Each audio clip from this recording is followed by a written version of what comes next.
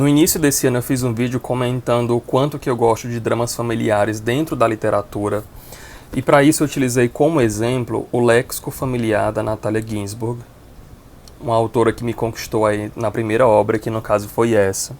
E hoje eu trouxe um livro que a TAG lançou no mês de junho, que também é da Natalia, chamado Todos os Nossos Ontens, tem uma capa bem bonita.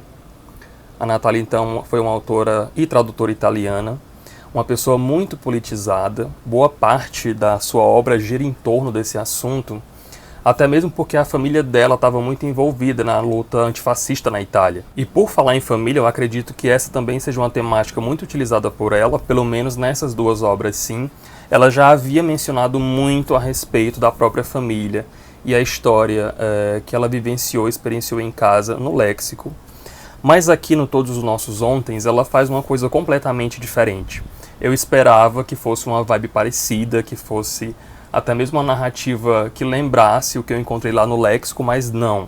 Ela faz uma história completamente nova, com uma metodologia diferente, mas é tão diferente e incrível quanto foi o Léxico. Curiosamente, ele também foi um livro que me remeteu muito aos 100 Anos de Solidão, e eu não sei exatamente bem o porquê disso, muito embora eu tenha algumas hipóteses para isso. Eu acho que talvez muito por conta do núcleo das Amarenas, né? Quem já leu essa obra vai resgatar de imediato do que eu estou falando, vai saber do que eu estou tratando aqui. Mas Amarenas, para mim, foi descrito de uma maneira muito semelhante a Macondo. Essa obra da Natalia foi escrita uma década antes do 100 Anos de Solidão, e para mim eles conversam de alguma forma, pelo menos esse núcleo. E outra coisa também que me resgatou, o que eu senti enquanto eu li o livro do Gabo, foi a riqueza de detalhes que a autora confere aos personagens secundários. Esse é aquele tipo de livro que não só os protagonistas têm um destaque, qualquer personagem inserido dentro dessa história, e não são poucos, a quantidade é bem grande. Eles têm um peso, eles têm uma carga, eles têm uma importância gigantesca dentro da trama. Nesse romance, então, a gente vai acompanhar a história de duas famílias que são vizinhas, elas moram uma de frente para a outra.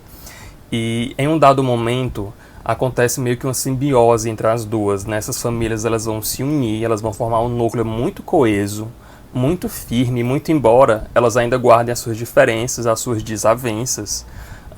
Elas são distintas, mas acho que por conta dessa polaridade, que é representada pela própria posição das casas, uma em frente à outra, em lados opostos da rua, elas se assemelham em tanto e elas se aproximam em tanto uma da outra. E eu acho também que, em última instância, esse processo de agregação dos dois núcleos, eles meio que representam toda a família, né? A gente sabe que existe um mundo de possibilidades dentro de uma casa, né? Uma família ela é formada de diversas formas, nem sempre de maneira consanguínea, às vezes é um agregado, uma pessoa que chega e acaba ficando, ou então outros vão embora e deixam de fazer parte daquele ambiente.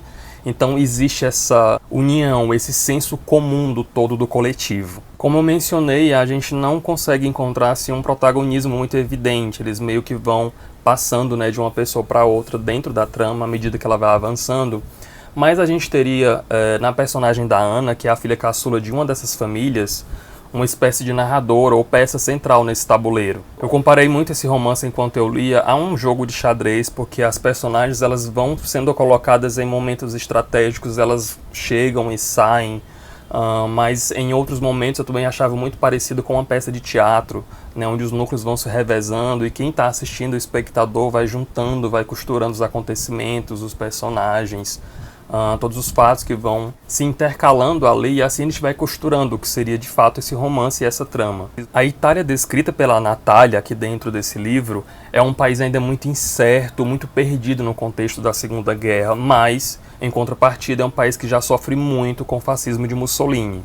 Assim como a família da própria autora, as duas outras famílias que são descritas aqui dentro também têm uma força muito intensa na luta antifascista. E se não bastasse toda essa perturbação no âmbito mais micro, digamos assim, de tudo que está acontecendo no contexto político do país por conta do fascismo, a gente também tem um cenário maior, que é a entrada da Itália na Segunda Guerra, o que acaba por desestruturar completamente todas as duas famílias que estão ali. Mas o mais interessante é que, mesmo tendo muita dor e muito horror nessa história, ele não deixa de ser um livro bonito. existe uma fagulha de esperança no final, existe um respeito muito grande por tudo que aconteceu ali, por todas as pessoas que passaram, por essas outras que ficaram até o final. Esse é um livro longo, não é uma obra muito curta, mas o texto é muito convidativo. Sempre que tu termina um capítulo, você já sente falta e quer continuar para saber o que acontece. Se você prolongar a sua leitura por dias a fio, é possível que em alguns momentos você sinta falta daquelas pessoas e daquele contexto também, por isso você retorna. A Natália, ela tem esse sabor muito particular e muito característico dela, até mesmo porque ela consegue descrever e falar de atrocidades e mesmo assim permanecer com esse encanto, com essa sedução que está dentro do léxico e que continua dentro do Todos os Nossos Ontens também. Eu só li apenas esses dois da autora, mas eu já coloco ela sem sombra de dúvida e sem receio algum no rol das minhas autoras favoritas.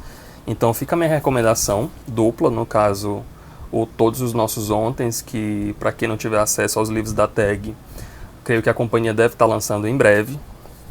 E o Léxico também. O Léxico é muito bom, mas é uma trama bem diferente. Aqui é um tom mais autobiográfico, né? Você vai perceber que existe uma certa semelhança, mas ao mesmo tempo é completamente distinto. É incrível o que essa mulher faz com a escrita. Me deixe nos comentários se você já leu alguma coisa dela. Drama familiar você pode me sugerir também, como eu mencionei no vídeo do Léxico, é uma temática que me agrada bastante, seja em filme, seja em livro. Enfim, façam recomendações, avalie o vídeo, as redes sociais também estão lá no box da descrição. Obrigado por ter assistido e até mais.